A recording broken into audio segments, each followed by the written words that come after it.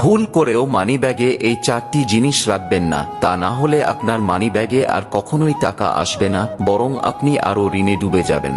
কি সেই জিনিস, সেটা জানার আগে যারা মন থেকে বিশ্বাস করেন বিপদে পড়লে রক্ষা করবেন প্রভু শ্রীরাম, তারা লাইক করে কমেন্টে জয় শ্রীরাম লিখে দিন।